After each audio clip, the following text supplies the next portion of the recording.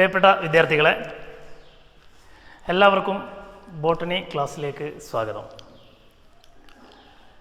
SSLC കഴിഞ്ഞ് +1 science course എടുത്ത് പഠിക്കാൻ തയ്യാറായിരിക്കുന്ന നിങ്ങൾക്ക് എന്താണ് ബോട്ടണി എന്നുള്ളത് ചിലപ്പോൾ മനസ്സിലായിട്ടുണ്ടാവില്ല. ബോട്ടണി എന്ന് പറയുന്നത് നിങ്ങൾ ഹൈസ്കൂൾ ക്ലാസ്സുകളിൽ വളരെ ഇഷ്ടപ്പെട്ട് പഠിച്ച ഒരു വിഷയമുണ്ടായിരുന്നു, ബയോളജി എന്ന് പറഞ്ഞാൽ ജീവശാസ്ത്രം. ആ ബയോളജിയെ നമ്മൾ +1 ക്ലാസ്സിലേക്ക് എത്തുമ്പോൾ 2 മേഖലകളായിട്ടാണ് പഠിക്കാൻ പോകുന്നത്. അതിലൊന്നാണ് ബോട്ടണിയും മറ്റൊന്ന് സുവോളജി. ബോട്ടണി എന്ന് പറയുന്നത് സസ്യശാസ്ത്രവും അതുപോലെ തന്നെ സുവോളജി എന്ന് പറയുന്നത് ജന്തുശാസ്ത്രവും. ഈ 2 മേഖലകളായിട്ടാണ് പൊതുവേ നമ്മൾ +1 ക്ലാസ്സുകളിലേക്ക് +1 സയൻസിനെ ബയോളജി പഠിക്കുന്നത്. ഓക്കെ, അപ്പോൾ നിങ്ങൾ ഹൈസ്കൂൾ ക്ലാസ്സുകളിൽ പൊതുവേ ബയോളജിയിൽ അതായത് 8, 9, 10 ക്ലാസ്സുകളിലായിട്ട് നിങ്ങൾ ഒരുപാട് കാര്യങ്ങൾ പഠിച്ചിട്ടുണ്ട്. പഠിച്ചത് പൊതുവേ കൂടുതലും ആനിമൽസിനെ കുറിച്ചാണ്, അല്ലെങ്കിൽ ഹ്യൂമൻ ബീങ്സുമായിട്ട് ബന്ധപ്പെട്ട് നമ്മുടെ ഫിസിയോളജിക്കലായിട്ടുള്ള ചില അപ്പിയറൻസും ചില സ്ട്രക്ചേഴ്സും അതുമായിട്ട് ബന്ധപ്പെട്ട കുറേ കാര്യങ്ങളാണ് പഠിച്ചിരിക്കുന്നത്. മറ്റുള്ള ആൾക്കാരുടെ, അതായത് പ്ലാന്റുകളുടെയും മറ്റ് മൈക്രോ ഓർഗാനിസങ്ങളുടെയും ഫംഗസുകളുടെയും കാര്യങ്ങളൊക്കെ വളരെ ചെറിയ രീതിയിലേ നമ്മൾ ഹൈസ്കൂൾ ക്ലാസ്സുകളിൽ പഠിച്ചിട്ടുള്ളൂ. എന്നാൽ നമ്മൾ +1ലേക്ക് എത്തുമ്പോൾ പ്ലാന്റ്സിനെ കുറിച്ച് വളരെ വിശദമായിട്ട് തന്നെ പഠിക്കാൻ പോവാണ്. അതുതന്നെയാണ് നമ്മൾ ബോട്ടണിയിൽ പഠിക്കാനുള്ളത്. ശരിക്കും +1 നമുക്ക് ബയോളജിയിൽ, സുവോളജിയിലും ബോട്ടണിയിലുമായിട്ട് 11, 22 ചാപ്റ്റേഴ്സാണ് പഠിക്കാനുള്ളത്. 60 മാർക്കിലാണ് പരീക്ഷ ഉണ്ടാകുക. അതിൽ 30 മാർക്ക് ബോട്ടണിയും 30 മാർക്ക് സുവോളജിയാണ്. 2 മണിക്കൂറാണ് പരീക്ഷാ സമയം. അപ്പോൾ അതിൽ 30 മാർക്കിനാണ് ഒരു 11 ചാപ്റ്ററിൽ നിന്നായിട്ട് 30 മാർക്കിൻ്റെ ക്വസ്റ്റ്യൻസ് ആണ് ബോട്ടണിയിൽ ഉണ്ടാകുക. അപ്പോൾ നിങ്ങൾ ഹൈസ്കൂൾ ക്ലാസ്സുകളിൽ പഠിച്ചതുമായിട്ട് കണക്ട് ചെയ്തുകൊണ്ട് ഒരുപാട് കാര്യങ്ങൾ നമ്മൾ +1ലേക്ക് എന്ത് ചെയ്യുന്നുണ്ട്, പഠിക്കുന്നുണ്ട്. അത് സുവോളജിയിലും അതുപോലെ തന്നെ ബോട്ടണിയിലായിട്ട് പഠിക്കുന്നുണ്ട്. അപ്പോൾ നമ്മൾ ബോട്ടണിയിൽ ഹൈസ്കൂൾ ക്ലാസ്സുകളിൽ പഠിച്ച കുറേ കാര്യങ്ങൾ ബോട്ടണിയിൽ നമ്മൾ +1 എന്തൊക്കെയാണ് പഠിക്കാനുള്ളതും അതുമായിട്ട് ബന്ധപ്പെട്ട് നിങ്ങൾക്ക് +1ലേക്ക് വരാൻ അല്ലെങ്കിൽ പഠിക്കാൻ കുറച്ചുകൂടി താല്പര്യം ഉണ്ടാകുന്ന രീതിയിലുള്ള ഒരു ക്ലാസ്സാണ് ഉദ്ദേശിക്കുന്നത്. അപ്പോൾ വളരെ നല്ല രീതിയിൽ ശ്രദ്ധിച്ച് കാര്യങ്ങൾ മനസ്സിലാക്കുക. അപ്പോൾ അത് നമുക്ക് ഈ വർഷം പഠിക്കാനുള്ള ചാപ്റ്റേഴ്സ് 11 ചാപ്റ്റേഴ്സാണ് ബോട്ടണിയിൽ. ആ 11 ചാപ്റ്റേഴ്സിൻ്റെ പേരുകൾ ഞാൻ ആദ്യം പറയാം. ഒന്നാമത്തെ ചാപ്റ്ററിൻ്റെ പേര് biological classification, 2 plant kingdom, 3 morphology of flowering plants, 4 anatomy of flowering plants, 5 cell the unit of life, 6 cell cycle and cell division, 7 transport in plants, 8 mineral nutrition, 9 photosynthesis in higher plants, 10 respiration in plants, 11 plant growth and development. ഇതാണ് നമുക്ക് ഈ വർഷം പഠിക്കാനുള്ള 11 chapters. Okay, ഇതിൽ നമ്മൾ ഓരോ ചാപ്റ്റേഴ്സുമായിട്ട് just ഓരോ ചാപ്റ്റേഴ്സിൻ്റെയും പ്രത്യേകതകളൊന്ന് പറഞ്ഞു പോകാം. ആ ചാപ്റ്റേഴ്സിനെ കുറിച്ച് പറയുമ്പോൾ നിങ്ങൾ 8th, 9th, 10th പഠിച്ചിരിക്കുന്ന ചില കാര്യങ്ങൾ ഞാൻ അതിൻ്റെ കൂടെ പറഞ്ഞുതരാം. ഓക്കെ, നമ്മുടെ ഫസ്റ്റ് ചാപ്റ്ററാണ് ബയോളജിക്കൽ ക്ലാസിഫിക്കേഷൻ. നിങ്ങൾ കേട്ടിട്ടുണ്ടാകും ക്ലാസിഫിക്കേഷൻ. 8th നമ്മൾ ഒരു ചാപ്റ്റർ പഠിച്ചിട്ടുണ്ട്, തരംതിരിക്കുന്നത് എന്തിന് അല്ലെങ്കിൽ എന്തിനാണ് ക്ലാസിഫിക്കേഷൻ നടത്തുന്നതെന്നൊക്കെ ചോദിച്ചുകൊണ്ടൊരു ചാപ്റ്റർ. ആ ചാപ്റ്ററിൽ നിങ്ങൾ കാൾ ലിനേസിനെ കുറിച്ച്, ആർച്ച് വിറ്റാക്കറിനെ കുറിച്ച് കേട്ടിട്ടുണ്ടാവും. അതുപോലെ തന്നെ ചില ഓർഗാനിസങ്ങളുടെ സയൻറ്റിഫിക് നെയിമൊക്കെ പഠിച്ചിട്ടുണ്ടാവും. പാൻസിറല്ലിയോ കേട്ടിട്ടുണ്ടാവും, കൊക്കോസ് ന്യൂസിഫറ, മാൻസിഫറ ഇൻഡിക്ക എന്നപോലെ സയൻറ്റിഫിക് നെയിമുകളൊക്കെ നിങ്ങൾ അതിനകത്ത് പഠിച്ചിട്ടുണ്ടാവും. അതുപോലെ ഒരു ടാക്സോണമിക് ഹൈറാർക്കി അല്ലെങ്കിൽ ജസ്റ്റ് ആ ഒരു വർഗീകരണ തലങ്ങൾ, സ്പീഷ്യസ്, ജീനസ്, ഫാമിലി എന്നൊക്കെ പറഞ്ഞിട്ട് ഒരു കാര്യങ്ങളൊക്കെ പഠിച്ചിട്ടുണ്ട്. ഇതൊക്കെയാണ് നമുക്ക് ആ ബയോളജിക്കൽ ക്ലാസിഫിക്കേഷനിൽ പറയാനുള്ളത്. പ്രധാനമായിട്ടും അതിനകത്ത് പറയാനുള്ളത് എന്തിനു വേണ്ടിയിട്ടാണ് ഓർഗാനിസങ്ങളെ വ്യത്യസ്ത ഗ്രൂപ്പുകളിലേക്ക് മാറ്റുന്നത് എന്നുള്ളതാണ്. അവരുടെ സിമിലാരിറ്റീസിൻ്റെയും അവരുടെ ഡിഫറൻസിൻ്റെയും അടിസ്ഥാനത്തിൽ ഓർഗാനിസങ്ങളെ വ്യത്യസ്ത ക്ലാസ്സുകളിലാക്കി മാറ്റുന്നതാണ്, വ്യത്യസ്ത ഗ്രൂപ്പുകളാക്കി മാറ്റുന്നതാണ് ബയോളജിക്കൽ ക്ലാസിഫിക്കേഷൻ. നമ്മൾ ഈ ചാപ്റ്റർ പഠിക്കാനുള്ളത് നമ്മൾ മുമ്പ് പഠിച്ചത് തന്നെയാണ്. നിങ്ങൾ 2 കിങ്ഡം വർഗീകരണം അല്ലെങ്കിൽ 2 കിങ്ഡം ക്ലാസിഫിക്കേഷൻ അല്ലെങ്കിൽ 5 കിങ്ഡം ക്ലാസിഫിക്കേഷൻ ഒക്കെ കേട്ടിട്ടുണ്ടാവും. അത് തന്നെയാണ് നമുക്ക് ഈ ചാപ്റ്ററിലും പഠിക്കാനുള്ളത്. ലിനേസിൻ്റെ 2 കിങ്ഡം ക്ലാസിഫിക്കേഷൻ നമുക്ക് പഠിക്കാനുണ്ട്. കിങ്ഡം പ്ലാന്റ്, കിങ്ഡം ആനിമാലിയ കേട്ടതായിരിക്കും മുമ്പ്. അതുപോലെ തന്നെ ഒരു 2 കിങ്ഡം ക്ലാസിഫിക്കേഷൻ ഡെവലപ്പ് ചെയ്തതിന് ശേഷമാണ് പിന്നെ 5 കിങ്ഡം കുറച്ചുകൂടി അഡ്വാൻസ്ഡ് ഒരു ക്ലാസിഫിക്കേഷൻ വന്നിരിക്കുന്നത്. ആ 5 കിങ്ഡം ക്ലാസിഫിക്കേഷൻ ആർച്ച് വിറ്റാക്കർ ചെയ്തിരിക്കുന്ന ക്ലാസിഫിക്കേഷനാണ് കിങ്ഡം മൊത്തം ലിവിങ് ഓർഗാനിസങ്ങളെ 5 ഗ്രൂപ്പുകളിലാക്കി മാറ്റി. Kingdom Monera, kingdom Protista, kingdom fungi, kingdom Plantae, kingdom Animalia. അപ്പോൾ ഈ ഒരു കാര്യങ്ങളെക്കുറിച്ചാണ് നമുക്ക് ഈ ഒരു ചാപ്റ്ററിൽ ഡിസ്കസ് ചെയ്യാനുള്ളത്. പിന്നെ ഈ മൊത്തം ലിവിങ് ഓർഗാനിസങ്ങളെ വ്യത്യസ്ത ക്ലാസ്സുകളിലാക്കി മാറ്റിയിട്ട് അതുമായിട്ട് ബന്ധപ്പെട്ട് ഈ 5 കിങ്ഡങ്ങളും പഠിക്കാനുണ്ട്. അതുകൂടാതെ ഒരു കിങ്ഡത്തിലും പെടുത്താത്ത ഒരു ഓർഗാനിസത്തെക്കുറിച്ചും, ഓർഗാനിസം എന്ന് പറയാൻ പറ്റില്ല, ശരിക്കും ബയോളജിക്കൽ പസിൽ എന്ന് വിശേഷിപ്പിക്കുന്ന, ജീവനുണ്ടോ എന്ന് ചോദിച്ചാൽ ഉണ്ട് എന്നും ഇല്ലേ എന്ന് ചോദിച്ചാൽ ഇല്ല എന്നും പറയാൻ പറ്റുന്ന ഒരാൾ കൂടിയുണ്ട്. നമുക്ക് ആ ഒരു വൈറസിൻ്റെ കാലവും കൂടിയാണ് ഇപ്പം നടന്നുകൊണ്ടിരിക്കുന്നത് അല്ലേ? ഒരുപാട് വൈറസുകൾ ഇങ്ങനെ വന്നുകൊണ്ടിരിക്കുകയാണ്. ഇപ്പോൾ ഒരു വൈറസ് നമ്മളിങ്ങനെ ബുദ്ധിമുട്ടിച്ചുകൊണ്ടിരിക്കുക. ഓക്കെ, അപ്പോൾ ആ വൈറസ് എന്ന് പറയുന്ന സ്ട്രക്ചറും അതിൻ്റെ പ്രത്യേകതകളും നമുക്ക് ഈ ചാപ്റ്ററിൽ ഡിസ്കസ് ചെയ്യാനുണ്ട്. അതുപോലെ ഞാൻ ആ പറഞ്ഞ 5 കിങ്ഡത്തെക്കുറിച്ചും, ആ 5 കിങ്ഡത്തിൽ എല്ലാ കിങ്ഡത്തിൻ്റെയും ജസ്റ്റ് ഒരു ഔട്ട്ലൈനും കാര്യമായിട്ട് പറയുന്നുള്ളൂ. അതിൽ ആദ്യത്തെ 3 കിങ്ഡം മാത്രമേ നമ്മൾ ഡീറ്റെയിൽ ആയിട്ട് ഈ ചാപ്റ്റർ പഠിക്കുന്നുള്ളൂ. കിങ്ഡം മൊണീറ എന്ന് പറയുന്നത് നിങ്ങൾ കേട്ടിട്ടുണ്ടാകും. ബാക്ടീരിയകളെക്കുറിച്ച് പഠിക്കുന്ന ഒരു കിങ്ഡമാണ്. ബാക്ടീരിയകളുടെ ശരീരവുമായി ബന്ധപ്പെട്ട് പഠിക്കുന്ന ഒരു ഭാഗമാണ്. കിങ്ഡം പ്രൊട്ടിസ്റ്റ എന്ന് പറയുന്നത് നിങ്ങൾ അമീബയെക്കുറിച്ച് കേട്ടിട്ടുണ്ടാകും. അമീബ, പാരമീസിയം, യൂഗ്ലീന, പ്ലാസ്മോഡിയം പോലുള്ള ഒരുപാട് സൂക്ഷ്മജീവികളെക്കുറിച്ച് കേട്ടിട്ടുണ്ടാകും. ആ ഒരു സൂക്ഷ്മജീവികളെക്കുറിച്ച് പഠിക്കുന്ന ഒരു കിങ്ഡമാണ് കിങ്ഡം പ്രൊട്ടിസ്റ്റ. പിന്നെ നിങ്ങൾ ഫംഗസിനെ കുറിച്ച് കേട്ടിട്ടുണ്ടാകും. ഫംഗസ് എന്ന് പറയുന്നത് പിന്നെ ഒരുപാട് ഫംഗസുകളെ കുറിച്ച് കേട്ടിട്ടുണ്ടാകും. ബ്രെഡ് മോൾഡ് എന്ന് വിളിക്കുന്ന ഫംഗസ്, പെനിസീലിയം നൊട്ടേറ്റം എന്ന് പറയുന്ന ഫംഗസ്, അതുപോലെ തന്നെ അഗാരിക്കസ് എന്ന് വിളിക്കുന്ന മഷ്റൂം എന്ന് പറയുന്ന ഫംഗസ്, ഈസ്റ്റ് എന്ന് പറയുന്ന യൂണിസെല്ലുലാർ ആയിട്ടുള്ളൊരു ഫംഗസ്. അപ്പോൾ ഇങ്ങനെയുള്ള ഫംഗസുകളെ കുറിച്ചൊക്കെ പഠിക്കുന്നതാണ് കിങ്ഡം ഫഞ്ചൈൽ. പിന്നെ കിങ്ഡം പ്ലാന്റേയും കിങ്ഡം ആനിമാലിയയും. ആ 2 കിങ്ഡങ്ങളെ കുറിച്ച് ചെറിയൊരു ഔട്ട്ലൈൻ മാത്രമേ ഈ ചാപ്റ്ററിലുള്ളൂ. ബാക്കി രണ്ട് കിങ്ഡങ്ങളെ കുറിച്ച് നമ്മൾ 2 ചാപ്റ്ററിലായിട്ട് പഠിക്കാൻ പോവാണ്. നിങ്ങൾ ബോട്ടണിയുടെ നമ്മുടെ 2nd ചാപ്റ്ററിൻ്റെ പേര് പ്ലാന്റ് കിങ്ഡം എന്നും, സുവോളജിയിൽ നിങ്ങളുടെ 2nd ചാപ്റ്ററിൻ്റെ പേര് ആനിമൽ കിങ്ഡം എന്നുമാണ്. അപ്പോൾ ഇത്രയാണ് നമ്മൾ ബയോളജിക്കൽ ക്ലാസിഫിക്കേഷനിൽ നമുക്ക് പറയാനുള്ളത്. അത് നമ്മൾ കഴിഞ്ഞ 8ാം ക്ലാസ്സിലൊക്കെ മുമ്പ് പഠിച്ച കാര്യങ്ങളുടെ ഒരു തുടർച്ച തന്നെയായിട്ടാണെന്ന് പറയാം. ക്ലിയർ? ഓക്കെ.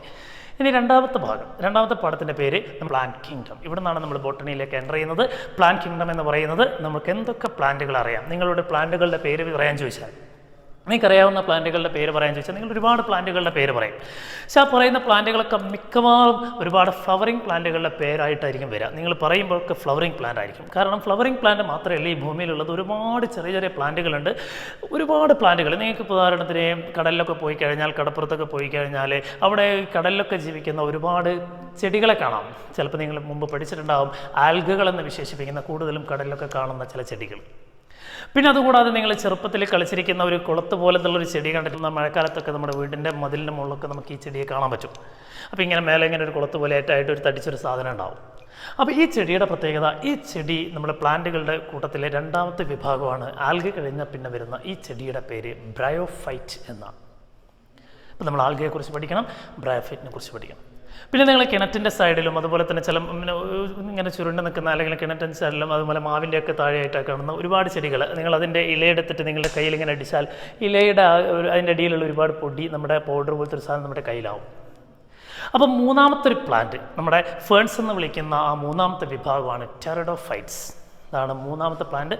പിന്നെ 4ാമത്തെ പ്ലാന്റ് എന്ന് പറയുന്നത് നിങ്ങൾ കേട്ടിട്ടുണ്ടാകും, നീന്ത് അല്ലെങ്കിൽ സൈക്കസ്. അതുപോലെ തന്നെ ഊട്ടിയിലൊക്കെ പോകുന്ന സമയത്ത് പൈനസ് എന്ന് പറയുന്ന പൈൻ മരങ്ങൾ, ഇതൊക്കെ നിങ്ങൾ കണ്ടിട്ടുണ്ടാകും. ഇത്തരം ചെടികളെ ഇവരൊക്കൊന്നും ഫ്ലവേഴ്സ് ഉണ്ടാവില്ല, പക്ഷേ അവരുടെ ബോഡിയിൽ അല്ലെങ്കിൽ അവരിലെ നിങ്ങൾക്ക് സീഡുകളൊക്കെ കാണാൻ പറ്റും. അപ്പോൾ ഫ്ലവേഴ്സ് ഇല്ലാതെ സീഡ് ഉണ്ടാകുന്ന അത്തരം ചില ചെടികളുണ്ട്. നേക്കഡ് സീഡഡ് പ്ലാന്റ്സ് എന്ന് വിശേഷിപ്പിക്കുന്ന അത്തരം പ്ലാന്റുകളാണ് നമുക്ക് പഠിക്കാനുള്ള 4ാമത്തെ പ്ലാന്റ്. പേര് ജിംനോസ്പേം എന്നാണ്. ബോട്ടണിയിൽ ഈ വർഷം ഒരുപാട് ടേംസ് നിങ്ങൾ കേൾക്കും.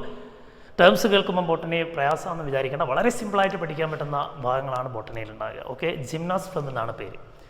പിന്നെ അവസാനത്തെ plant, the most advanced plant എന്ന് വിശേഷിപ്പിക്കുന്ന പ്ലാന്റാണ്. നിങ്ങൾക്കറിയാം, നിങ്ങളോട് പ്ലാന്റിൻ്റെ പേര് പറയാൻ ചോദിച്ചാൽ നിങ്ങൾ പറയാം ആ പ്ലാന്റിൻ്റെ പേരാണ്. So that is the flowering plants, that is angiosperms, means flowering plants.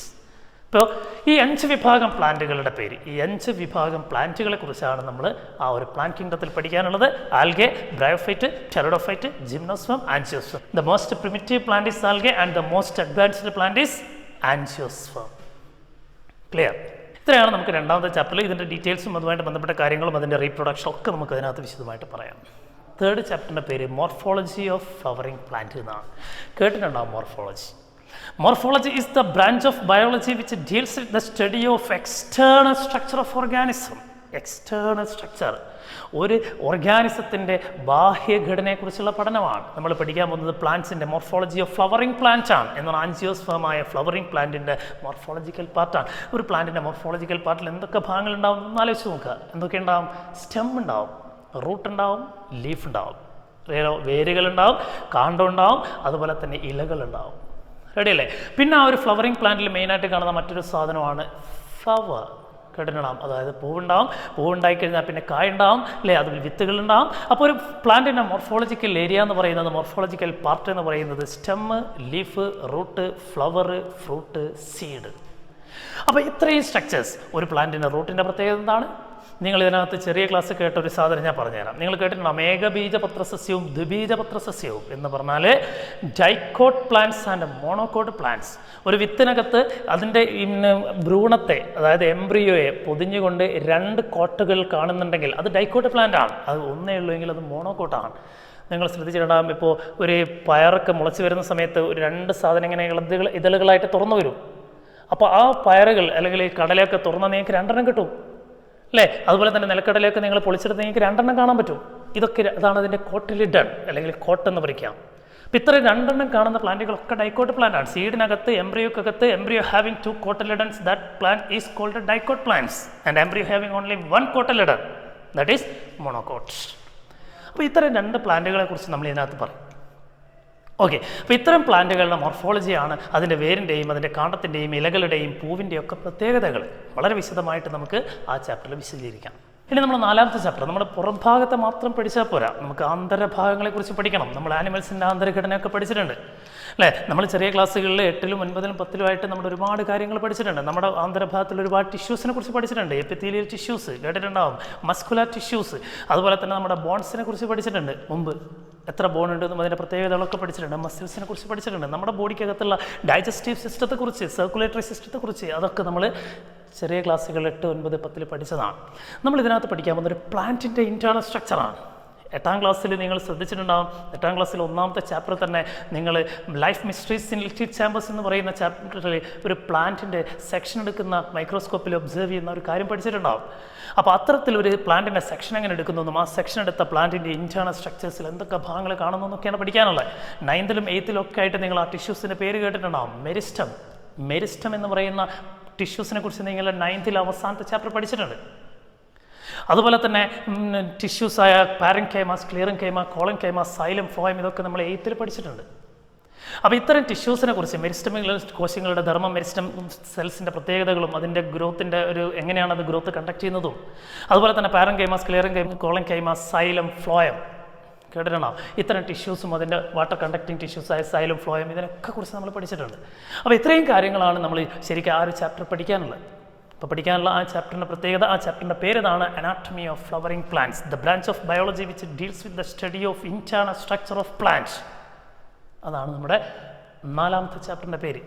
അപ്പോൾ അതിനകത്തൊരു പ്ലാന്റിൻ്റെ പ്രൈമറി സ്ട്രക്ചർ, അതുപോലെ തന്നെ ഒരു പ്ലാന്റ് എങ്ങനെയാണ് അതിൻ്റെ ഗ്രോത്ത് ഇൻക്രീസ് ചെയ്യുന്നത്, അതിൻ്റെ ലെങ്ത് ഇൻക്രീസ് ചെയ്യുന്നത്, അതിൻ്റെ ഗർത്ത് ഇൻക്രീസ് ചെയ്യുന്നത്, ഈ കാര്യങ്ങളൊക്കെ അതിനകത്ത് പഠിക്കാനുണ്ട്. ഓക്കെ, അപ്പോൾ ഇത്രയും കാര്യങ്ങളൊക്കെയാണ് നമ്മൾ 4ാമത്തെ ചാപ്റ്റർ പഠിക്കാനുള്ളത്. അപ്പോൾ ഓർമ്മിക്കുക, അതുമായിട്ട് ബന്ധപ്പെട്ട വിശദമായ കാര്യങ്ങൾ നമ്മൾ ഈ വർഷം പഠിക്കും. എല്ലാ ടിഷ്യൂസിൻ്റെയും ഫംഗ്ഷൻസ്, മെരിസ്റ്റത്തിൻ്റെ ഫംഗ്ഷൻസ് ഇതൊക്കെ നമുക്ക് ഈ ഒരു ചാപ്റ്ററിൽ പഠിക്കാനുണ്ട്. 5ാമത്തെ ചാപ്റ്ററിൻ്റെ പേര് cell, the unit of life എന്നാണ്. നമ്മുടെ 8ൽ ഞാൻ ഇപ്പോൾ ഫസ്റ്റ് ചാപ്റ്ററിൻ്റെ പേര് പറഞ്ഞു, life mysteries in liquid chambers. ആ ലിക്വിഡ് ചാമ്പറായിട്ട് വിശേഷിപ്പിച്ചത് എന്തിനെ കുറിച്ചാണെന്ന് ചോദിച്ചാൽ സെല്ലിനെ കുറിച്ചാണ്. What is cell? ചെറിയ ക്ലാസ്സിൽ പഠിക്കുന്നതാണ്. എന്താണ് കോശം? The cell is the basic structural and functional unit of life. എല്ലാ ജീവികളുടെയും ശരീരം നിർമ്മിച്ചത് കോശങ്ങളെ കൊണ്ടാണ്. ആ ഒരു ചാപ്റ്ററിൽ നിങ്ങൾ ഒരുപാട് സയൻറ്റിസ്റ്റുകളുടെ പേര് പഠിച്ചിട്ടുണ്ടാകും. Robert Hooke discovered the first cell, കേട്ടിട്ടുണ്ടല്ലോ. So Anton van Leeuwen Hooke, ആ ഒരു സയൻറ്റിസ്റ്റാണ് ആദ്യമായിട്ട് ലിവിങ് സെല്ലിനെ കണ്ടെത്തുന്നത്. നിങ്ങൾ ആ ചാപ്റ്റർ പഠിച്ച കുറേ സയൻറ്റിസ്റ്റുകളുടെ പേര് നിങ്ങൾ കേട്ടിട്ടുണ്ടാകും. Robert Hooke, Anton van Leeuwen Hooke, Rudolf Virchow, M.J. Schleiden, Theodor Schwann, Robert Brown, ഇങ്ങനെയുള്ള ഒരുപാട് സയൻറ്റിസ്റ്റുകളുടെ പേര് നമുക്ക് ഈ വർഷം പഠിക്കാനുണ്ട്. സെൽ തിയറിയും പഠിക്കാനുണ്ട്. കോശ സിദ്ധാന്തം കേട്ടിട്ടുണ്ടാകും. അതായത് എല്ലാ ജീവജാലങ്ങളുടെയും ശരീരം നിർമ്മിച്ചത് കോശങ്ങളെ കൊണ്ടാണെന്നാണ് കോശ സിദ്ധാന്തത്തിൽ പറയുന്നത്. നമുക്ക് ഈ വർഷം പഠിക്കാനുണ്ട് cell theory. The body of all organisms are made up of cells. അപ്പോൾ അതുമായിട്ട് ബന്ധപ്പെട്ട കോശ സിദ്ധാന്തമൊക്കെ നമ്മൾ ഈ ചാപ്റ്ററിൽ ഈ ഒരു cell the unit of life എന്ന് പറയുന്ന ചാപ്റ്റർ പഠിക്കും. അതുകൂടാതെ അതിനകത്ത് പഠിക്കുന്ന മറ്റൊരു സാധനങ്ങളാണ് ഒരുപാട് പ്രൊകാരിയോട്ടിക് സെല്ല്, യൂക്കാരിയോട്ടിക് സെല്ല്. എന്താണ് പ്രൊകാരിയോട്ട്, യൂക്കാരിയോട്ട് എന്നുള്ളത് നിങ്ങൾ ഇതിൽ പഠിച്ചിട്ടുണ്ട്. ഡെഫിനിറ്റ് ന്യൂക്ലിയസ് ഒക്കെയുള്ള സെല്ലിനെ യൂക്കാരിയോട്ടിക് സെൽ എന്ന് വിളിക്കും. ഒരു മെംബ്രെയിൻ ബോർഡ് സെൽ ഓർഗനൽസ് ഒക്കെ ആ ഒരു സെല്ലിലേ ഉണ്ടാവുള്ളൂ. എന്നാൽ ഡെഫിനിറ്റ് ന്യൂക്ലിയസ് ഒന്നും ഇല്ലാത്ത ജസ്റ്റ് ക്രോമാറ്റിൻ നെറ്റ്വർക്ക് മാത്രം കാണുന്ന ഒരു ട്രൂ ന്യൂക്ലിയസ് ഇല്ലാത്ത സെല്ലുകളെയാണ് പൊതുവെ നമ്മൾ പ്രൊകാരിയോട്ട് എന്ന് വിളിക്കുക. പ്രൊകാരിയോട്ട് എന്ന് പറഞ്ഞാൽ ബാക്ടീരിയകളുടെ ബോഡിയൊക്കെ പ്രൊകാരിയോട്ടുകളാണ്. ബാക്ടീരിയ ഒക്കെ പ്രൊകാരിയോട്ടിക് സെല്ലുകളാണ്. അപ്പോൾ അത്തരം പ്രൊകാരിയോട്ടിക് സെല്ലുകളും യൂക്കാരിയോട്ടിക് സെല്ലുകളും പഠിക്കുന്നുണ്ട്. ഈ രണ്ട് സെല്ലും ആ രണ്ട് സെല്ലിനകത്തുള്ള സെൽ ഓർഗനൽസും കേട്ടിട്ടുണ്ടാകും നിങ്ങൾ. Mitochondria, Golgi bodies, endoplasmic reticulum, ribosome, lysosome, ഇങ്ങനെയുള്ള ഒരുപാട് cell organelles, nucleus, chromatin network, chromosomes, അങ്ങനെയുള്ള ഒരുപാട് സ്ട്രക്ചേഴ്സിനെ കുറിച്ച് നമ്മൾ ചെറിയ ക്ലാസ്സിലേക്ക് കേട്ടതാണ്. ആ കേട്ട സ്ട്രക്ചേഴ്സിനെ കുറിച്ചൊക്കെ വിശദമായ കാര്യങ്ങൾ, അതിൻ്റെയൊക്കെ സെൽ ഓർഗനൽസിൻ്റെ ഫങ്ഷൻസ് ചെറിയ ക്ലാസ് പഠിച്ചതാണ്. അതായത് പ്രോട്ടീൻ സിന്തസിസ് നടത്തുന്നത് റൈബോസോം ആണെന്ന് പഠിച്ചിട്ടുണ്ട്. അതുപോലെ തന്നെ എനർജി പ്രൊഡക്ഷൻ നടത്തുന്നത് മൈറ്റോകോൺട്രിയ ആണെന്ന് പഠിച്ചിട്ടുണ്ട്. അങ്ങനെയുള്ള ഒരുപാട് കാര്യങ്ങൾ. അതുപോലെ ഹരിതകണം, ക്ലോറോപ്ലാസ്റ്റ് കേട്ടിട്ടുണ്ടാകും. ഒരു പ്ലാന്റിൽ ഫോട്ടോസിന്തസിസ് നടത്തുന്ന, പ്രകാശ സംശ്ലേഷണം നടത്തുന്നത് ക്ലോറോപ്ലാസ്റ്റിനകത്താണെന്ന് പഠിച്ചിട്ടുണ്ട്. അങ്ങനെയുള്ള ഒരുപാട് കാര്യങ്ങളാണ് നമ്മൾ ആ ഒരു ചാപ്റ്ററിൽ ഡിസ്കസ് ചെയ്യാനുള്ളത്. അതാണ് നമ്മുടെ 5ാമത്തെ ചാപ്റ്ററിൻ്റെ പേര് ഇതാണ്, cell the unit of life. Okay, നമ്മുടെ 6th ചാപ്റ്ററിൻ്റെ പേര് സെൽ സൈക്കിൾ ആൻഡ് സെൽ ഡിവിഷനാണ്. Cell cycle and cell division എന്ന് പറയുന്ന ആ ഒരു ഭാഗം, സെൽ സൈക്കിൾ ആൻഡ് സെൽ ഡിവിഷനിൽ നിങ്ങൾ കേട്ട ഭാഗങ്ങൾ 9th പഠിച്ചിരിക്കുന്നത്. സെൽ സൈക്കിളും സെൽ ഡിവിഷനും. നമ്മുടെ ഒരു സെല്ല് നോർമലായുള്ള നമ്മുടെ മോസ്റ്റ് ഓഫ് ദി സെൽസിൻ്റെയും ഒരു ആയുസ് എന്ന് പറയുന്നത് 24 മണിക്കൂറാണ്. എന്ന് പറഞ്ഞാൽ 24 മണിക്കൂർ കഴിഞ്ഞാൽ നമ്മുടെ ഒരു സെല്ല് നേരെ ഡിവൈഡ് ചെയ്യും. ഡിവൈഡ് ചെയ്തിട്ട് 2 ഡോട്ടർ സെല്ലായിട്ട് മാറും. ഈ 2 ഡോട്ടർ സെല്ല് വീണ്ടും മെച്ചുറാവും. വീണ്ടും മെച്ചുറായിട്ട് അതിൻ്റെ മെറ്റബോളിക് ആക്ടിവിറ്റീസ് ഒക്കെ കഴിയും. അടുത്ത 24 മണിക്കൂർ ആകുമ്പോഴേക്ക് ആ ഡോട്ടർ സെല്ല് വീണ്ടും മെച്ചുറായിട്ട് അതേ വലിപ്പത്തിലായിട്ടുണ്ടാവും.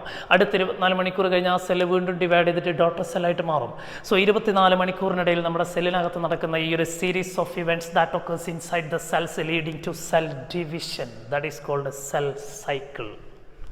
ആ സെൽ സൈക്കിളിനെ കുറിച്ചാണ് നമ്മൾ ആ ചാപ്റ്റർ തുടക്കത്തിൽ പഠിക്കുന്നത്. ആ സെൽ സൈക്കിളിൽ ഒരു സെല്ലിനകത്ത് നടക്കുന്ന എല്ലാവിധ മാറ്റങ്ങളും പഠിക്കാനുണ്ട്. അതിനുശേഷം ആ സെൽ എങ്ങനെ ഡിവൈഡ് ചെയ്യുന്നതാണ് പഠിക്കാനുള്ളത്. ഒരു സെല്ല് ഡിവൈഡ് ചെയ്തിട്ട് 2 സെല്ലായിട്ട് മാറാം, അല്ലെങ്കിൽ ഒരു സെല്ല് ഡിവൈഡ് ചെയ്തിട്ട് 4 സെല്ലായിട്ട് മാറാം. So there are 2 types of cell division present in an organism, that is mitosis and meiosis. ചെറിയ ക്ലാസ്സിൽ മലയാളം എടുത്ത് കേട്ട ആൾക്കാർ പഠിച്ചിട്ടുണ്ടാകണം. ക്രമഭംഗം, ഊനഭംഗം. സാധാരണയായിട്ട് നമ്മുടെ ശരീരത്തിൻ്റെ വളർച്ചയ്ക്ക് വേണ്ടി നടക്കുന്ന കോശവിഭജനം ഏതാണെന്ന് ചോദിച്ചാൽ, സെൽ ഡിവിഷൻ ഏതാണെന്ന് ചോദിച്ചാൽ മൈറ്റോസിസ് ആണ്. എന്നാൽ സാധാരണ രീതിയിൽ പ്രത്യുൽപാദനത്തിന് വേണ്ടി നടക്കുന്ന, അതായത് റീപ്രൊഡക്ഷന് വേണ്ടി നടക്കുന്ന കോശവിഭജനം ഏതാണെന്ന് ചോദിച്ചാൽ മിയോസിസും ആണ്.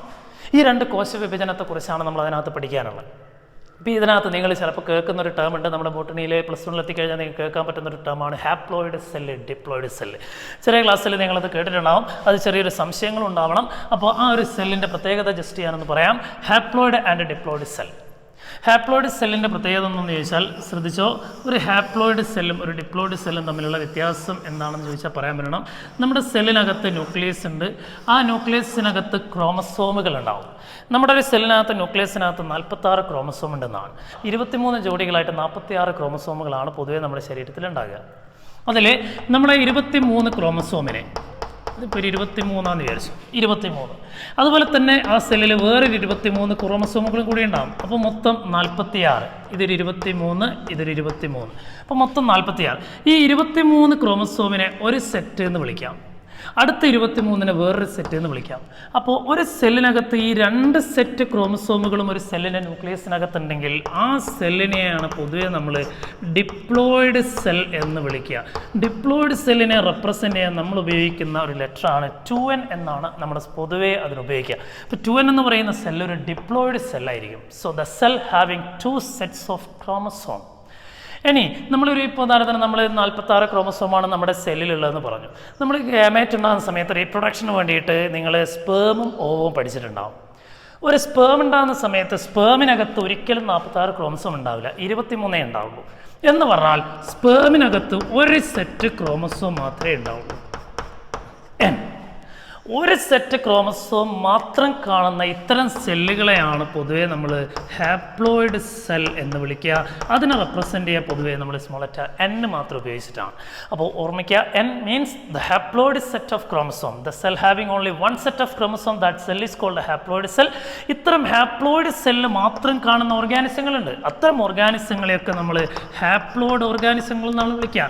Haploid organism, most of the algae are haploid organisms. ആൽഗയുടെ ഒക്കെ ബോഡിയിൽ നോർമലായിട്ട് ബോഡി സെല്ലുകളൊക്കെ ഹാപ്ലോയിഡാണ്. ഓക്കെ, ഇനി ഡിപ്ലോയിഡ് സെല്ല് കാണുന്ന ഓർഗാനിസങ്ങളെ നമ്മൾ ഡിപ്ലോയിഡ് ഓർഗാനിസംസ് എന്ന് വിളിക്കും. നമ്മളൊക്കെ ഡിപ്ലോയിഡ് ഓർഗാനിസംസ് ആണ്. നമ്മുടെ ഏത് ബോഡി സെല്ലുകൾ നോക്കിക്കഴിഞ്ഞാലും അതിനകത്ത് 2 സെറ്റ് ക്രോമസോം ഉണ്ടാവും. ഡിപ്ലോയിഡ് ഓർഗാനിസം ആണ്. നമ്മുടെ ഈ ഡിപ്ലോയിഡ് ഓർഗാനിസത്തിനകത്ത് ഉണ്ടാകുന്ന ഗാമേറ്റുകൾ മാത്രമേ ഹാപ്ലോയിഡ് ആയിട്ട് മാറാറുള്ളൂ. അപ്പോൾ ഈ 2 സെല്ലുകളെക്കുറിച്ച് നമ്മൾ +1 പല ഭാഗങ്ങളിൽ കേൾക്കും. അപ്പോൾ അതിൻ്റെ സംശയങ്ങൾ തീർക്കുക. ഓക്കെ, അപ്പോൾ ഇത്രയാണ് നമ്മൾ +1 പ്രധാനപ്പെട്ട ആദ്യത്തെ 6 ചാപ്റ്ററിൽ നമ്മൾ ഡിസ്കസ് ചെയ്യുന്ന കാര്യങ്ങൾ. അപ്പോൾ ഇത്രയും കാര്യങ്ങൾ ഒന്ന് ഓർമ്മിക്കുക. ബാക്കി അടുത്ത 5 ചാപ്റ്ററിൻ്റെ ഡീറ്റെയിൽസ് നമ്മൾ അടുത്തൊരു വീഡിയോയിൽ പറയാം. അപ്പോൾ ഈ 5 ഞാനിപ്പോൾ പറഞ്ഞ 6 ചാപ്റ്ററുമായിട്ട് ബന്ധപ്പെട്ട കാര്യങ്ങളൊക്കെ നന്നായിട്ട് മനസ്സിലാക്കിക്കൊള്ളാം. ഇനി നമുക്കൊരു 5 ചാപ്റ്ററും കൂടിയുണ്ട്. ആ 5 ചാപ്റ്റർ എന്ന് പറയുന്നത് നമ്മൾ വേറൊരു ഏരിയ ആണ്. പ്ലാന്റ് ഫിസിയോളജിക്കൽ പ്രോസസ്സുകളെ കുറിച്ചാണ്, പ്ലാന്റിൽ നടക്കുന്ന ഒരുപാട് പ്രവർത്തനങ്ങളെക്കുറിച്ചാണ്. ആ പ്രവർത്തനങ്ങളുമായിട്ട് ബന്ധപ്പെട്ട് നമുക്ക് അടുത്ത വീഡിയോയിൽ അതിൻ്റെ പ്രത്യേകതകളൊക്കെ കാണാൻ പറ്റും. Okay, all the best, thank you.